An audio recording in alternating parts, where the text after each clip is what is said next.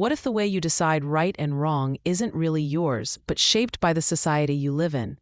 Two major ethical systems dominate modern thinking: utilitarianism and deontology. Utilitarianism, associated with thinkers like Jeremy Bentham, argues that the best action is the one that produces the greatest good for the greatest number. Deontology, linked to Immanuel Kant, insists that actions are right or wrong based on rules and duties, regardless of outcomes.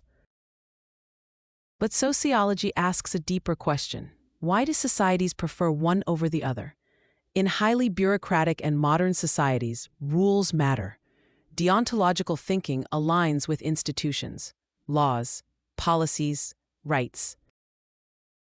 Sociologist Zygmunt Bauman warned that strict rule following can detach individuals from moral responsibility.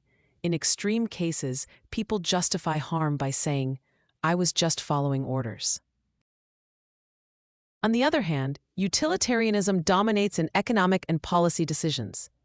Governments calculate risks, benefits, and outcomes. But Ulrich Beck showed that in a risk society, these calculations often distribute harm unevenly. What benefits the majority may still marginalize minorities.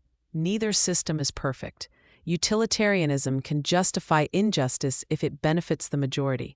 Deontology can become rigid, ignoring context and human complexity.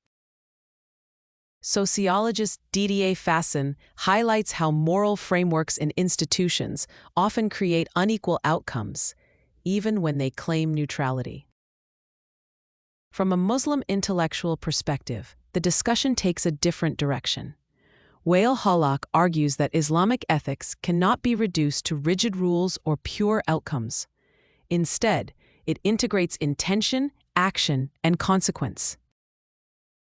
Similarly, Taha Abdurrahman critiques Western ethics for separating morality from spirituality, proposing an ethics rooted in accountability to God.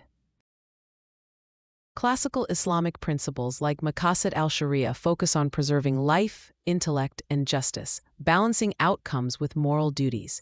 This avoids the extremes of both systems. It rejects harming a minority for the majority, but also allows flexibility when strict rules cause harm. So which is superior? Sociologically, each reflects the structure of the society it comes from. But both reveal a limitation. When morality is detached from deeper meaning, it becomes either calculation or cold obligation. Islamic thought offers a synthesis where intention, justice, and collective well-being are held together, not separated. So next time you judge an action, ask yourself, are you following rules, calculating outcomes, or something deeper? If this changed how you think about morality and society, subscribe to the channel. We break down powerful ideas so you don't just follow systems, you understand them.